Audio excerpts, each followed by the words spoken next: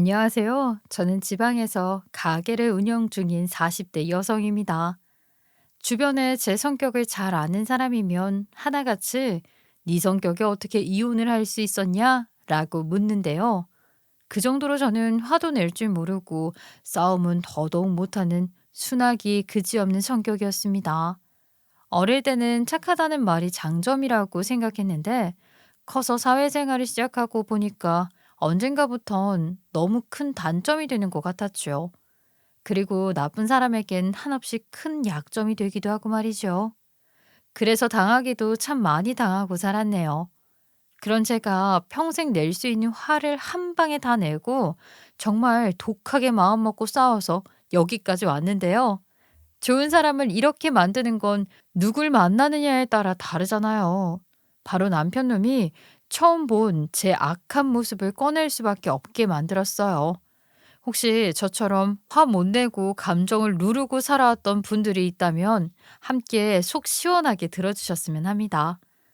저랑 남편은 돌아가신 친정아버지 덕분에 결혼을 할 수 있었는데요. 사실 남편은 그 당시에 변변한 직업 하나 없이 지내던 사람이었어요. 게다가 고등학교 때 부모님 두 분이 다 돌아가시고 여동생하고 살다 보니 평범한 것도 쉽게 허락되지 않는 힘든 인생이었죠. 그래서 이 사정을 알고 난 우리 엄마가 우리 결혼을 절대 허락할 리가 없다는 걸 잘 알고 있었어요.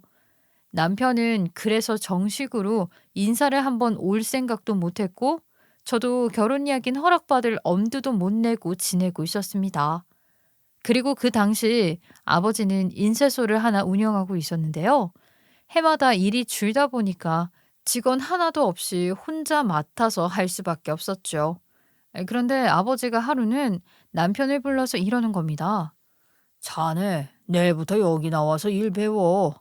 내가 아는 건 다 알려줄 테니까 잘 따라오면 금방 배울 수 있고 해보다가 모르는 거 있으면 나한테 물어보면 되니까 일단 해보라고 겁내지 말고. 남자가 뭐든 시작했으면 끝을 봐야지. 제가요? 아버님 직원 없이 혼자 일하시는데. 아이 그래서 결혼 얘기도 못 꺼내고 이러고 있을 건가? 별 볼 일 없어서 싫어? 아니요, 절대 그런 거 아닙니다. 제가 괜히 아버님께까지 배끼치기 싫어서 그럽니다. 아무리 그래도 제가 아버님께 월급 받고 그러는 게 너무 염치 없고 죄송해서요. 절대 이 일이 싫다는 건 절대 아니고요. 죄송해서 하겠단 말을 못 드리겠어요. 그런데 그 말엔 아버지가 혼자 오래도록 생각해온 숨은 뜻이 있었죠.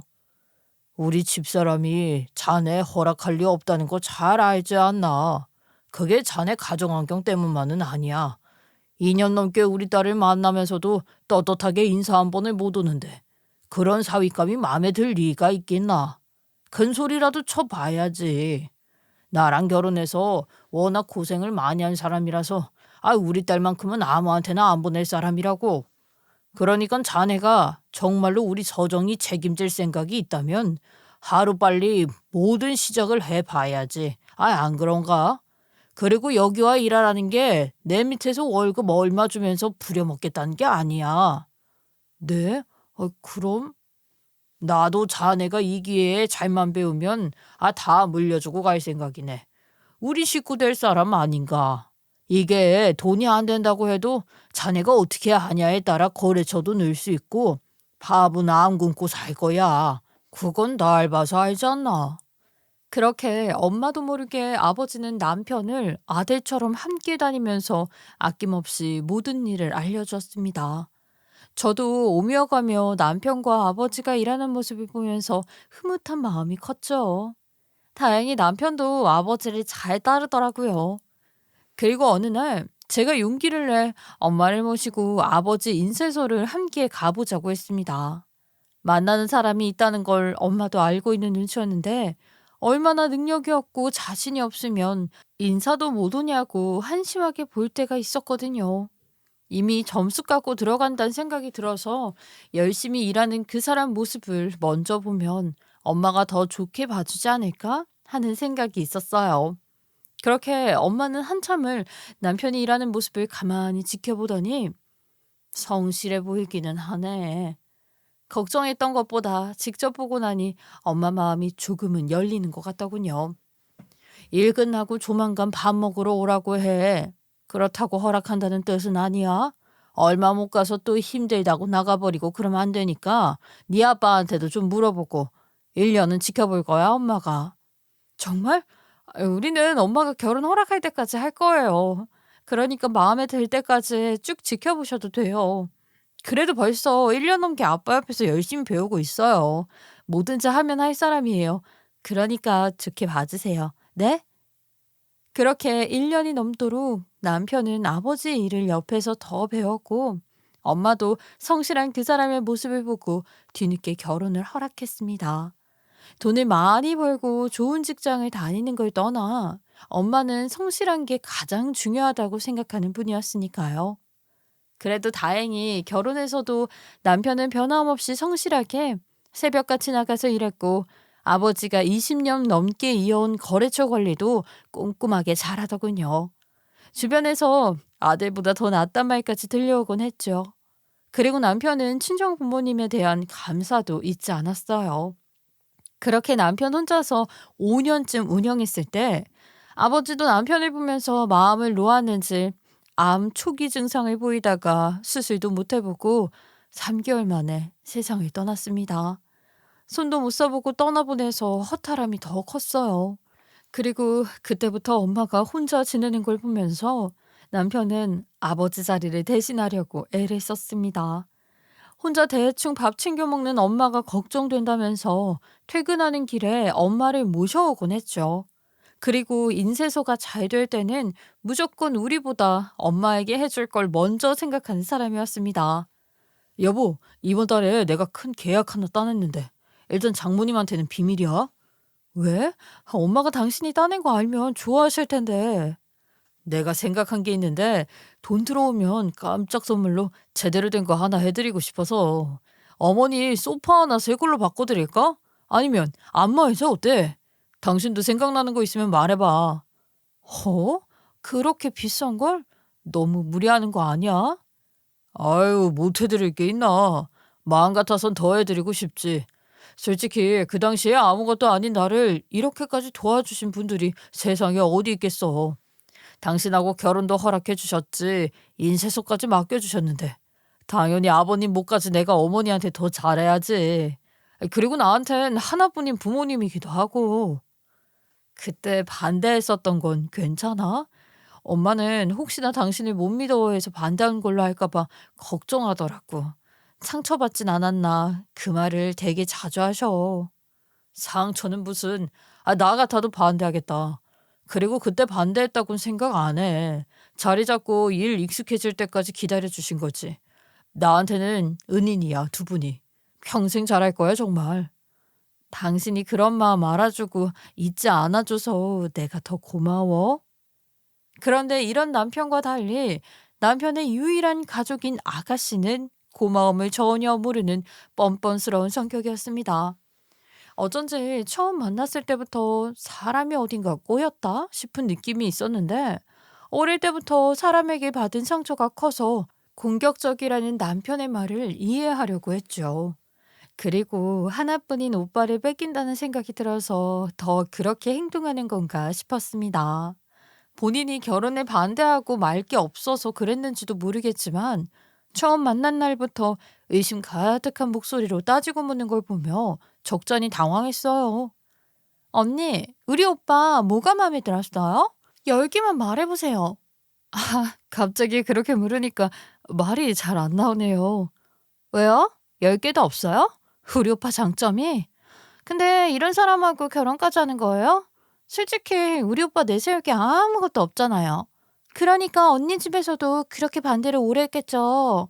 왜? 분모 없는 애니까 막대해도 될 것 같아서 하는 거예요? 어머, 아이 그런 건 아니에요. 그때 그의 직장이 없어서 그걸 걱정하신 거지. 그런 이유로 반대할 건 아니에요, 아가씨. 그러니까 이 사람 좋게 보고 아버지가 하던 일까지 물려주신 거죠. 아가씨도 알다시피 성실한 사람이잖아요. 근데 언니네 집도 누구 반대하고 그럴 처지 아니라는 거 알죠? 네? 우리 오빠 반대할 정도로 그렇게 대단한 집안 아니라고요. 주제 파악은 하셔야지. 그리고 세상에 공짜 없다는 건 제가 누구보다 잘 알아요. 만만한 우리 오빠 데려다가 뭐 하나 쥐어주면서 평생 충성하게 할 작정인 것 같은데 제가 있다는 거 잊지 마세요. 이런 시누이와 어떻게 하면 더 잘 지낼 수 있을까 걱정이 이만저만이 아니었는데 다행스럽게도 우리가 결혼하고 얼마 안 가서 신우도 결혼하면서 남편 고향으로 가서 자리를 잡더군요. 그 계기로 멀리 떨어져 살게 된 게 다행이었죠. 거리가 있다 보니 1년에 몇 번 보는 게 전부여서 이 정도는 참고 그냥 지나간다고 생각하면서 넘겼습니다. 그런데 신우가 쌍둥이를 출산하면서부터 떨어져 사는 게 무색해질 정도로 남편과의 모든 싸움이 아가씨로부터 비롯되더군요. 사소한 것까지 다 말하자면 끝도 없을 정도인데요.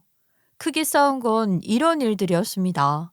한 번은 남편 트렁크에 있던 제 짐을 찾으려고 열었는데 그 안에 엄두도 못 낼 가격의 비싼 장난감이며 명품 가방, 값비싼 양주가 꽉 채워져 있는 겁니다. 인쇄소에서 번 돈은 전부 저한테 빠짐없이 보여주던 사람인데 대체 무슨 돈으로 이걸 샀는지 그때부터 조금씩 우리 둘 사이의 신뢰에 금이 가기 시작했죠. 당신 차 트렁크에서 나온 거야? 봐, 내가 이해되게 설명해주면 좋겠는데. 이거? 언제 봤어? 그냥 별거 아닌데. 다 애들 장난감이고. 다 하면 1,000만 원이 넘는데 이게 어떻게 별게 아니야. 장난감은 조카들 주려고 산 건데 내가 몰라서 같이 갖고 놀라고 처음에 하나씩만 사줬는데 그러면 싸운다더라고. 그래서 어쩔 수 없이 2개씩 사다 보니까 돈이 더 들었어. 그리고 양주는 선물 받은 거야. 나도 매주 주려고 챙겨둔 거고. 가방은 왜 빼고 말해? 나 주려고 샀단 거짓말 하지 말고 솔직하게 말해. 일 잘 될 때 동생 하나 사주고 싶어서. 곧 애들 학교 가면 학부모 모임 가고 그럴 텐데 좋은 가방이 하나 없더라고. 지금 애들한테 들어가는 돈도 장난 아닐 텐데. 나 아니면 누가 이런 걸 사주겠어. 그리고 내가 둘 사정 뻔히 아는데. 나는 안 보이나 봐, 당신한테? 난 요새 누구랑 사는지 모르겠어. 집 들어오면 조카들 사진 보느라 내 얼굴 쳐다보지도 않지. 뭐만 생겼다 하면 아가씨 집에 갖다 줄 생각만 하지. 근데 솔직히 당신은 내 동생에 비하면 좋은 환경에서 풍족하게 자랐잖아. 사랑도 많이 받고. 그리고 힘든 일 있으면 어머니한테 갈 수도 있고 말이야. 근데 내 동생은 그걸 누구한테 하겠어. 그걸 내가 당신한테 바란 적 있어? 그냥 내가 하잖아. 그러니까 좋게 좀 봐주면 안 돼? 그래, 당신도 우리 엄마한테 잘하니까 나도 당신 식구들 챙기는 거 가지고 치사하게 굴고 싶진 않아. 근데 이건 당신하고 나 사이 신뢰의 문제야. 당신 나 모르게 비상금 만들고 있었다는 거잖아. 내가 이걸 알면 어떤 기분이겠어? 당신한테 속는 기분 든다고. 비상금 아니라니까. 계약금 들어와서 그걸로 쓴 거야. 정말 딱 한 번이었어. 다시는 이런 일 없을 거야. 약속해. 당신이 너무 과하게 쓴다고 생각할 것 같아서. 나도 오빠인데 이럴 때 크게 챙겨주고 싶었어. 내 동생 그동안 너무 힘들게 자랐잖아. 여기서 끝이 아니었어요. 하루는 인쇄소에 일이 너무 많아서 저녁 늦게 왔다가 몇 시간 잠만 자고 나가는 남편을 보면서 안쓰러운 마음이 들어 그날은 도시락을 싸서 갔는데 도착을 해보니 문이 굳게 잠겨 있는 게 아니겠어요? 일이 한창 잘 되고 있을 때라서 언제 끊길까 무섭다던 사람이 말도 없이 문을 닫고 이게 무슨 일인가 했죠. 당신 지금 어디야? 어? 내가 어디긴 어디야. 잠깐 여기. 순간 남편은 얼마나 당황했는지 말까지 얼버무리더군요. 인쇄소 문 닫고 어딜 가냐고. 거짓말할 생각 마. 여기 앞에 왔으니까. 그게 지금 동생한테 잠깐 와 있는데 새벽에 올라가서 다 하고 갈 참이었어. 절대 내가 밀리고 그렇게는 일 안 하니까 걱정 안 해도 돼. 아니, 혼자서 쌍둥이 둘 보는 게 쉬운 일이 아니잖아. 가족이라고 나밖에 없는데 이럴 때 나라도 도와줘야지. 그때 갑자기 날이 선 신우 목소리가 들려왔습니다. 언니, 전데요. 오빠가 동생 집도 못 와요? 조카 보러 올 수도 있죠. 안 될 일이냐고요. 언니가 이렇게 눈치를 주니까 오빠가 여기 편하게 오질 못하잖아요. 그리고 우리 오빠가 알아서 책임지고 다 한다잖아요. 문제가 생긴 것도 아닌데 왜 난리예요? 언니 아버지가 일 좀 하게 해줬다고 언니까지 유세를 떠냐고요? 아가씨, 누가 유세를 떤다고 그래요? 말하고 가도 될 일을 숨기니까 그렇죠. 좋게 가라고 보내줘야 안 신기죠. 우리 오빠 데려다가 노예처럼 부려먹기나 하고. 나는요, 우리 오빠가 종일 거기 갇혀서 지내는 거 불쌍해 죽겠는데. 언니는 아직도 친정 식구만 챙기고 살아야 한다고 생각하죠. 뭐 사랑 구제라도 해준 줄 아나 본데 우리 오빠 어디 가도 인정받을 사람이에요. 노예요? 하지도 않은 말로 사람 몰아가지 않았으면 좋겠네요, 아가씨. 그리고 내가 거기 간다고 하면 가지 말라고 한 적 없는데 말도 없이 이러니까 그 문제로 이야기한 거예요. 우리 둘 문제니까 그 사람 바꿔주세요. 그래요? 그럼 언니가 한 말 지키세요. 가지 말라고 안 할 거라고 했어요. 신우이의 그 말이 앞으로 어떤 일을 만들지 그때는 생각조차 못했습니다.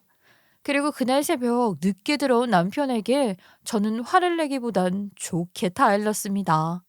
괜히 이런 문제로 저를 속이는 바람에 아가씨와도 겪지 않아도 될 갈등을 겪게 되는 것 같았거든요. 나는 솔직히 당신하고 아가씨 사이가 남보다 더 각별하다는 것도 잘 알고 당신이 자식처럼 조카들 예뻐하는 것도 아는데 가고 싶으면 편하게 가고 나한테 말만 해주면 좋겠어. 아가씨하고 괜히 이런 문제로 언성 높이는 것도 싫고 속 좁은 사람 된 것 같아서 불쾌하다고. 그리고 저번에도 당신 나한테 말 안 하고 선물 산 것도 그렇고 번번이 날 나쁜 사람으로 만들어 왜?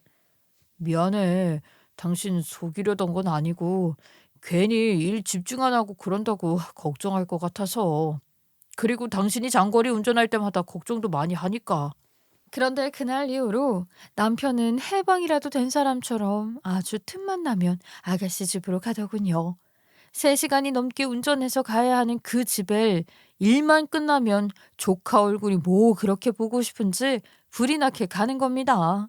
또 그 핑계로 자고 오는 날도 잦았어요.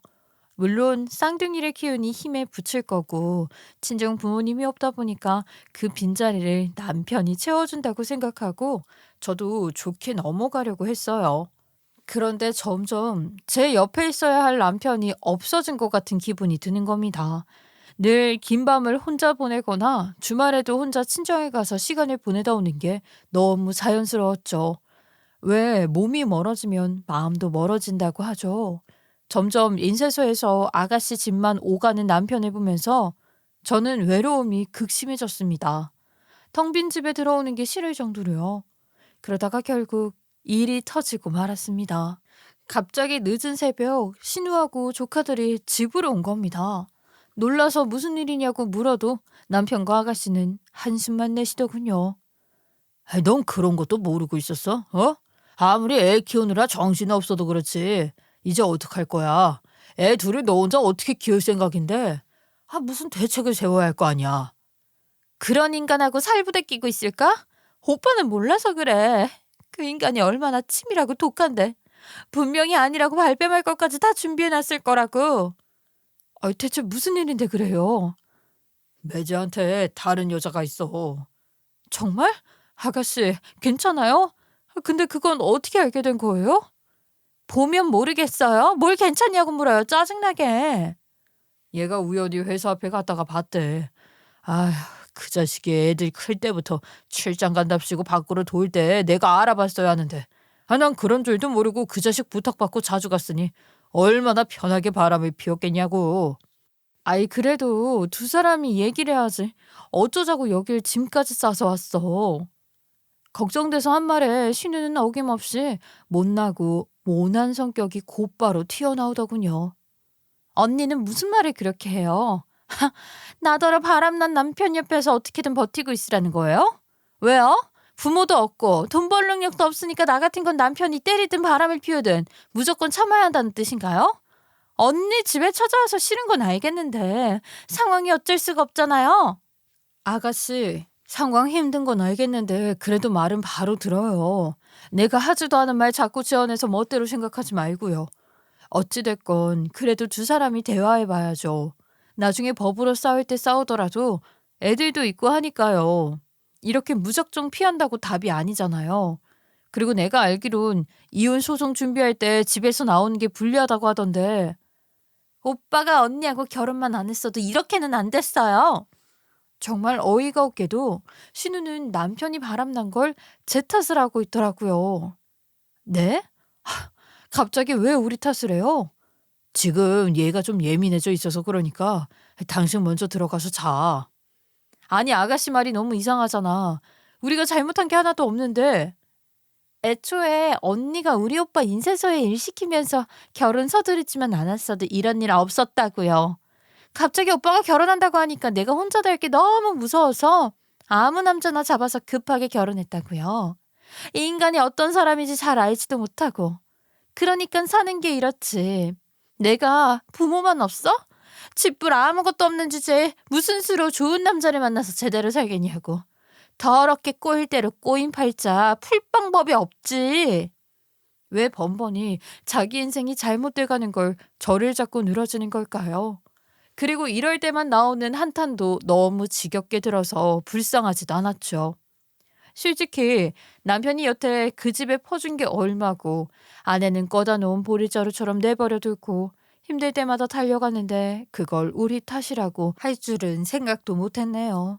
아니, 가뜩이나 계획 없이 남자 데려와서 3개월 만에 결혼하고 애까지 낳은 것도 무책임하다는 생각이 들었는데 이 와중에 저까지 탓하는 신우를 보니 속이 답답해지다 못해 숨도 안 쉬어질 정도로 꽉 막히는 기분이 들더라고요.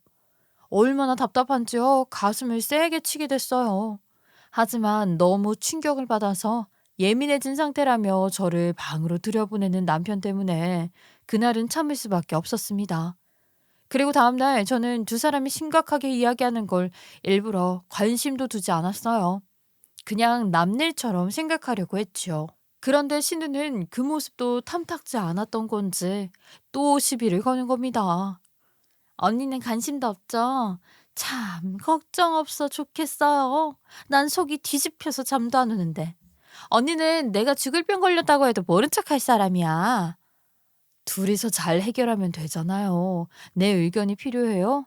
어차피 난 무슨 말만 해도 아가씨한테는 다 나쁘게 들리잖아요.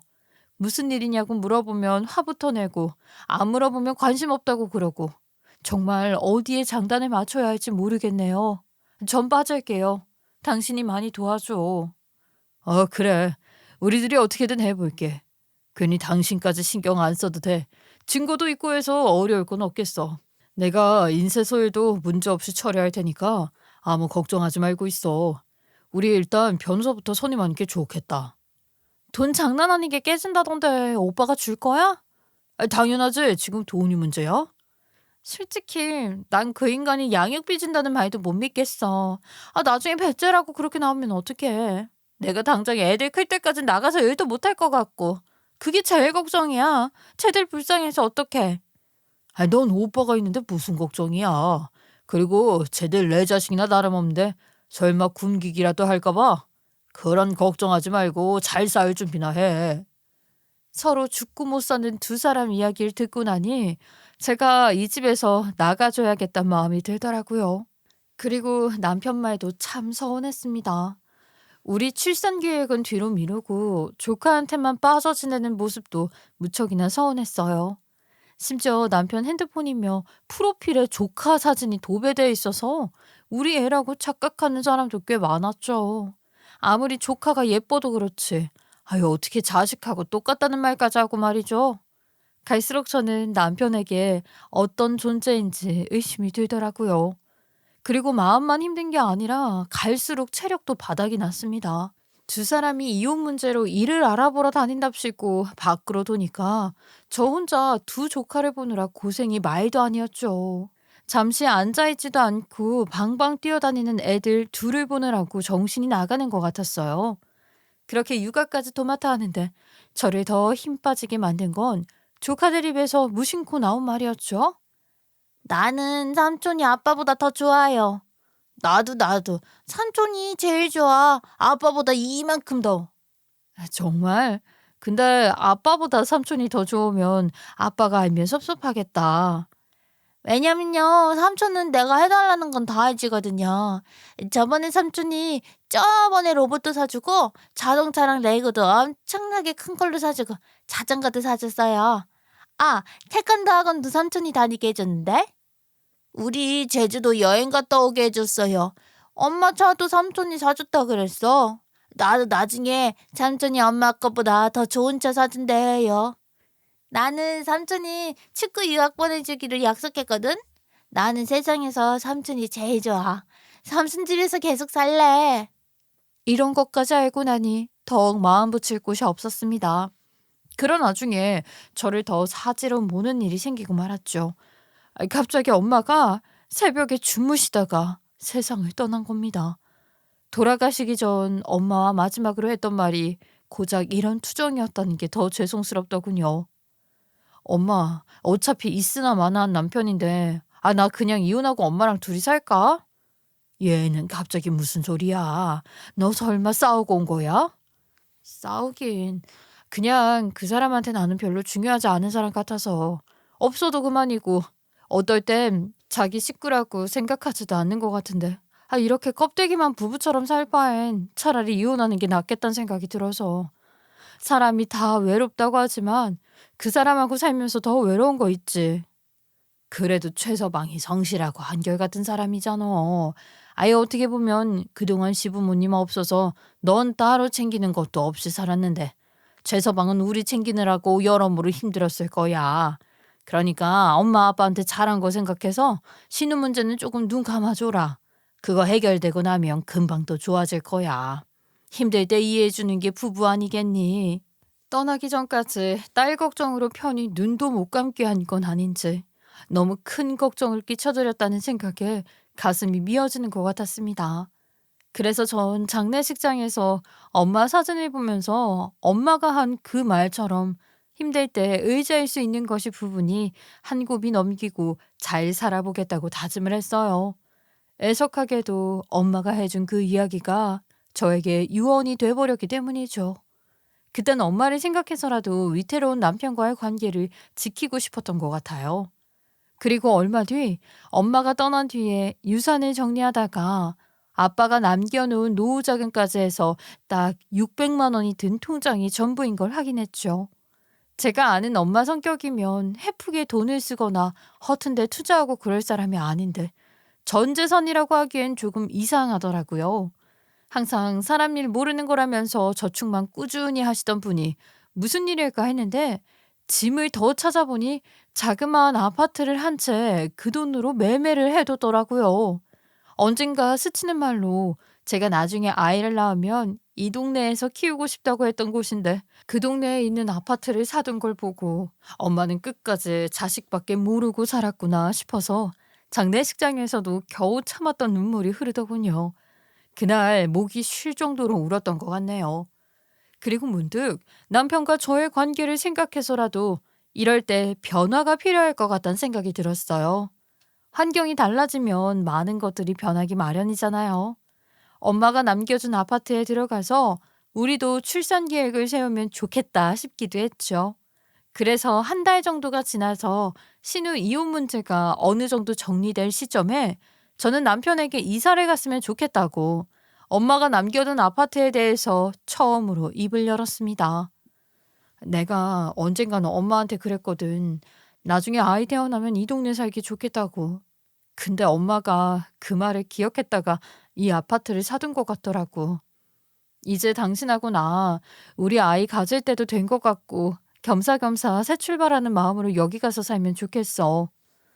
장모님 그렇게 매일 아껴 쓰면서 사시더니 우리 주려고 그러셨던 거야? 아유 참.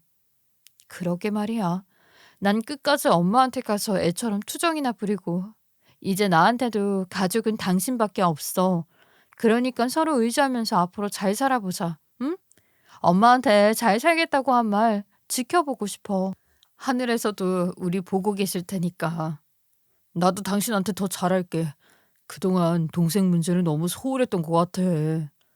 당신이 이렇게 애를 예뻐할 줄 몰랐는데 조카들 챙기는 거 보니까 좋은 아빠가 될 수 있을 것 같더라고.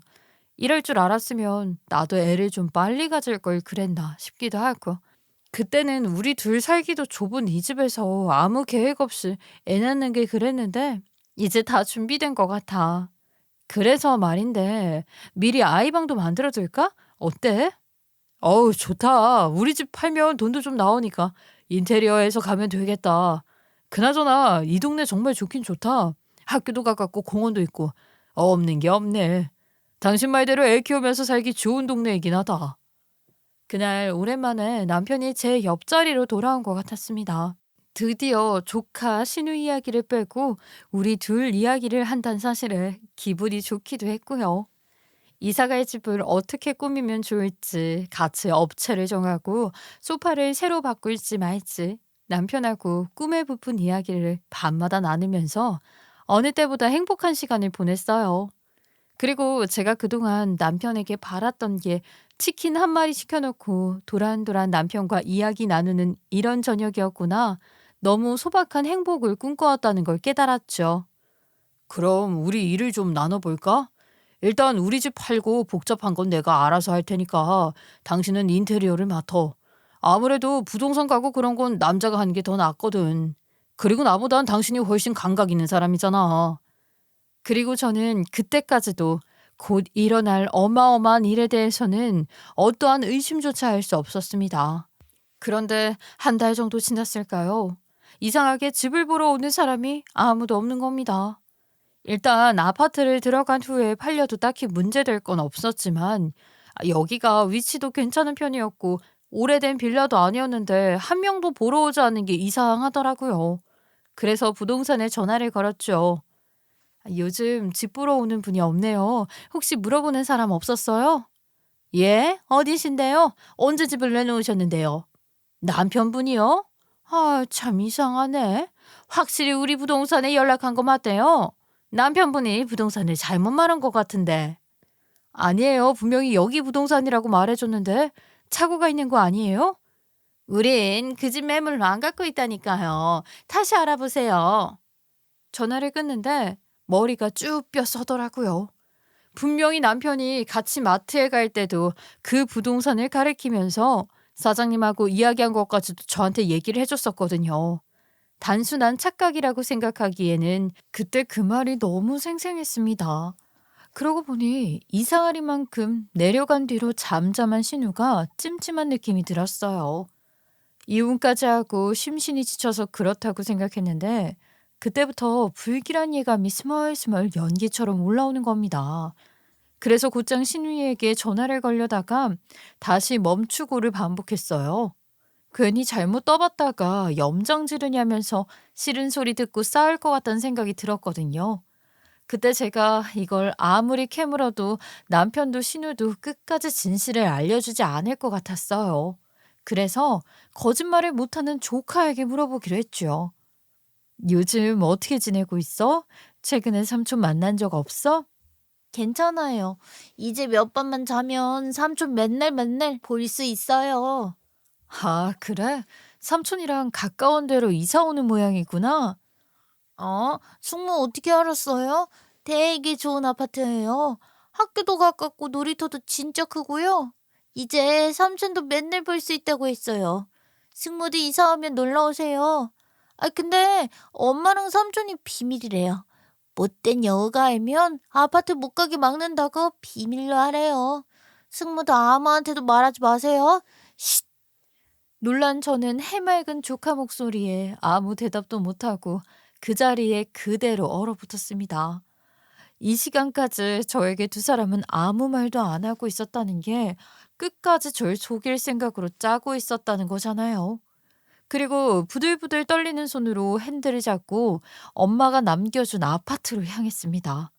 이제 더는 두 인간하고 대화로 좋게 풀 수준이 아니라고 판단이 돼서 제 선에서 해결 방법을 찾는 게 더 좋겠다 싶었죠. 저는 바로 변호사로 일하는 친척 동생에게 가장 먼저 이 일을 알렸고 두 번째로는 도어락부터 새로 바꾸고 비밀번호도 저만 아는 걸로 교체해두고 집으로 돌아왔어요. 그리고 미련 없이 부동산에 연락해 아파트를 내놓았습니다. 어차피 이 집에 이 인간과 행복하게 살 앞날 같은 건 없었으니까요. 그렇게 이를 부득부득 깔며 남편을 기다렸어요. 저녁이 돼서 불 켜는 것조차 잊어버리고 캄캄한 집에 우두커니 앉아 있었죠. 아유, 심장 떨어질 뻔했네. 아, 불도 안 켜고 앉아서 뭐해? 무슨 일 있었어? 누가 우리 집을 통째로 먹으려고 했어. 그것도 엄마가 남겨준 유산을 말이야. 남편은 그 말에 한 발 물러서더군요. 제가 눈치를 챘던 걸 짐작하는 것 같았죠. 그래도 혹시나 모른다는 생각에 저를 떠보더군요. 제 집을? 그게 무슨 소리야? 알아듣게 말을 해야 알지. 너 우리 엄마 아빠 보기 부끄럽지도 않니? 어떻게 우리 살 집을 네 동생한테 넘길 수가 있어? 인간아, 어떻게 끝까지 날 속일 생각을 했어? 지금 네가 한 짓 나 말고 우리 부모님까지 다 배신한 거야. 그 아파트 때문에 그래? 아, 그거 내가 곧 당신한테 말하려고 했어. 언제? 이사 당일까지 부득부득 버티려고 한 거 내가 모를 줄 알아? 그 어린 애한테까지 비밀로 하라면서 입단속 시켜놓고 나 하나 속이니까 재밌디? 그러자 남편은 갑자기 제 팔을 붙들며 무릎을 꿇고 앉더군요. 얼마나 제 속이 타들어가는지도 모르고 대충 말로 되어서 넘어가려는 게 딱 보였습니다. 여보, 다 어쩔 수 없는 사정이 있어서 그랬어. 지금 내 동생 이혼하고 전보다 사는 게 더 힘들어졌는데 그래도 이럴 때 사람이 집이라도 번듯하게 앉혀 있으면 마음이 다르잖아. 생각해봐. 바람난 남편하고 같이 살면 그 집에 계속 살고 싶겠어? 괴롭기만 하지.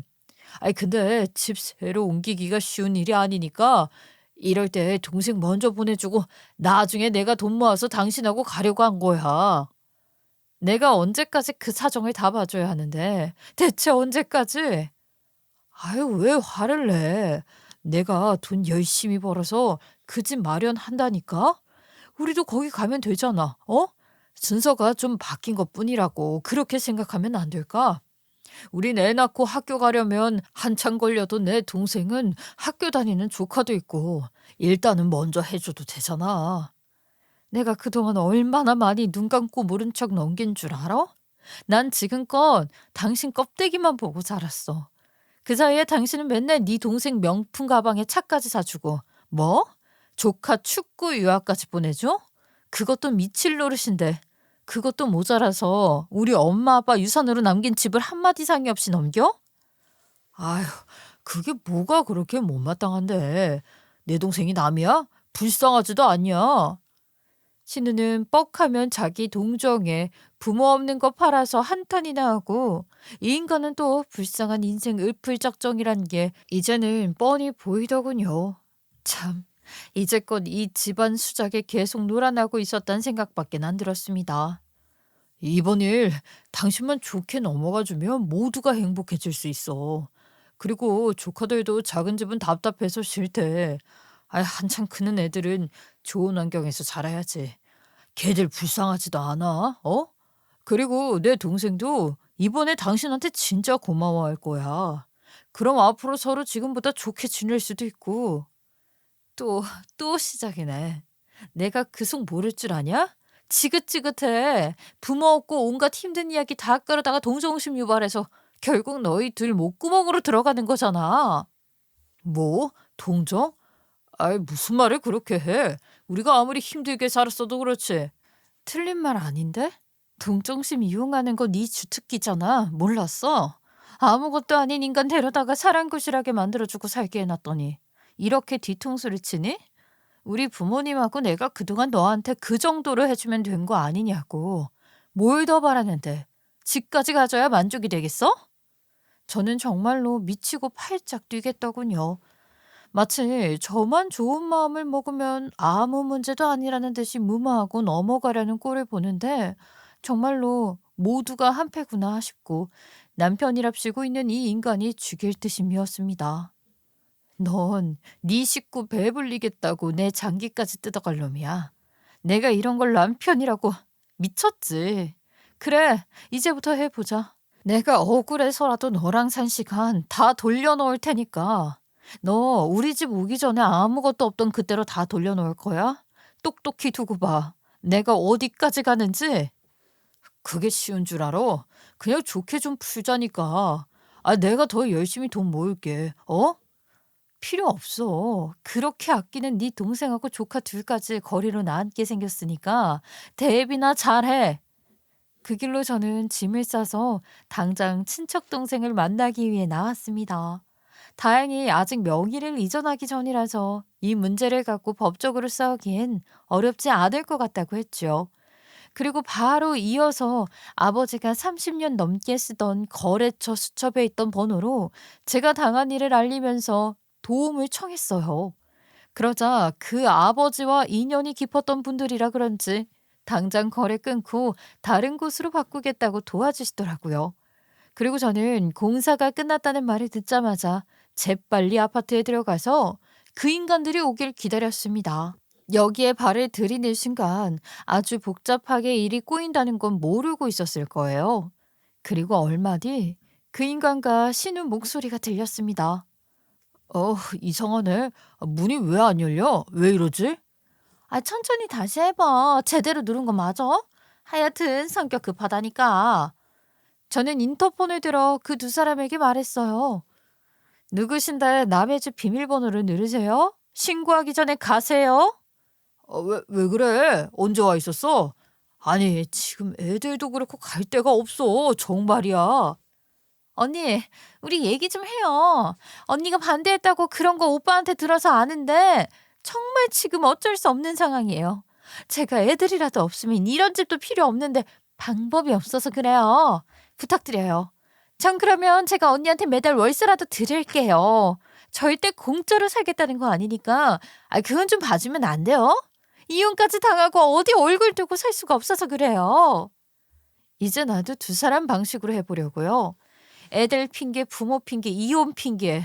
온갖 불쌍한 이유 만들어가면서 남의 거 훔쳐서 살았잖아요. 지겨워 죽겠어. 근데 어쩌죠?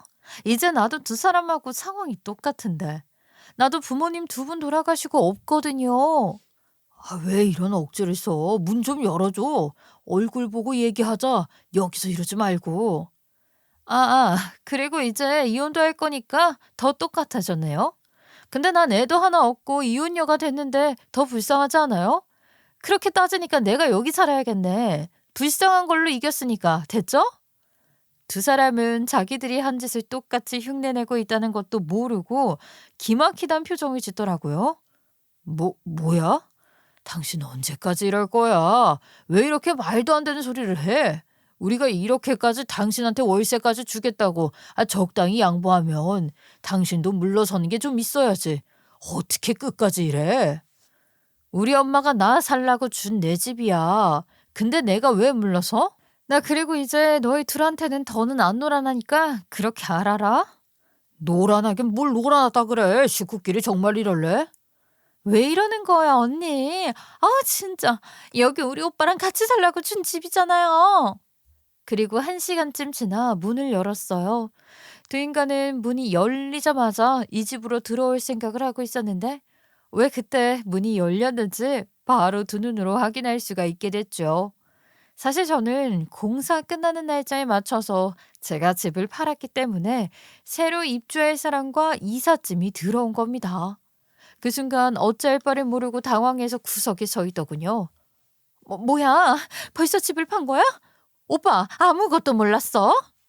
제가 그리고 입주할 사람들에게 둘을 가리키며 경고하듯 알려줬습니다. 일단 신고부터 하실래요? 여기 두 사람이 자꾸 여기 살게 해달라면서 들어오려고 하는데 뭔가 정신이 이상한 사람 같기도 하고 좀 그러네요. 제가 불안해서 미리 들어와 있었습니다. 112에 빨리 신고부터 하세요. 괜한 일 당하시기 전에요. 아닙니다. 잘못 찾아온 거예요. 갈 겁니다. 뒤늦게 아차 싶었는지 두 사람은 짐가방을 낑낑 짊어지고 하는 수 없이 내려갔습니다. 그 뒷모습을 보는데 피난민 같아서 웃음이 터질 것 같더군요. 그리고 1층에 내려간 저는 두 사람에게 차갑게 식은 얼굴로 이 말을 마지막으로 해줬죠. 두 사람 그동안 많이 봐드린 줄 아세요. 그 인생이 불쌍해서 많이 참고 도와줬어요. 알죠? 넌 그리고 지금껏 우리 부모님 덕에 결혼하고 직업까지 얻고 편하게 살았으면 사람답게 행동했어야지. 어떻게 끝을 모르고 우리 엄마 평생 아끼고 모은 집까지 탐을 내니? 난 절대로 너 같은 놈하고는 못 살아. 아무것도 없다고 어떻게 양심까지 싹 다 말아먹을 수가 있니? 이혼 소장 보냈으니까 받고 나면 확실히 처리해. 이제 너랑은 법대로만 할 거야. 그런 줄 알아? 그리고 모든 명의나 이런 게 부모님과 제 걸로 돼 있어서 정리가 어렵지 않을 거라는 친척 동생 말이 맞더라고요. 그동안 남편 놈이 번 돈은 뼈아픈 후회값으로 치기로 했습니다. 그리고 얼마 뒤 저는 아버지 인쇄소까지 더 확실하게 처분하고 이혼 소송까지 모든 걸 마무리 지었죠. 그야말로 쥐뿔 아무것도 없는 결혼 전에 그 상태로 돌려놓았어요. 그리고 그 인간은 한 번씩 술에 잔뜩 취한 채 전화 와서 이러더군요. 좋냐? 네 뜻대로 개털 만들어 놓으니까 좋냐고. 아, 너 원하는 대로 다 됐어. 그래. 너무 좋아. 속이 너무 후련해. 나 이제야 두 발 뻗고 차잖아. 나 진짜 좋겠어. 아, 이게 진짜, 사람 사는 게 아니라고. 그러게, 자기 힘으로는 아무것도 못하는 주제. 그럼 욕심 부리지 말고 가만히 있지 그랬어? 전부 우리 식구가 너한테 준 기회란 걸 왜 잊었니? 그럼 개털까진 안 됐지. 그 뒤로 동생까지 같이 지지고 볶으면서 어디서 어떻게 사는지 모르겠는데 또 어디 가서 동정심이나 유발해서 살 길 찾았는지 모르겠네요. 비록 엄마에게 제가 한 마지막 약속은 못 지켰지만 아마 엄마도 이걸 보셨으면 제 선택을 믿어주셨을 것 같아요. 이렇게 절 이용해서 살려는 인간들에게 다시 있던 자리로 보내서 그게 얼마나 속 시원한 복수가 됐는지 모르겠습니다. 이제 이만큼 했으니 억울하고 증오하는 마음은 갖지 않고 살려고요. 진짜 복수는 제가 훌훌 털어내고 행복하게 사는 것 같다는 생각이 얼마 전에 들었거든요.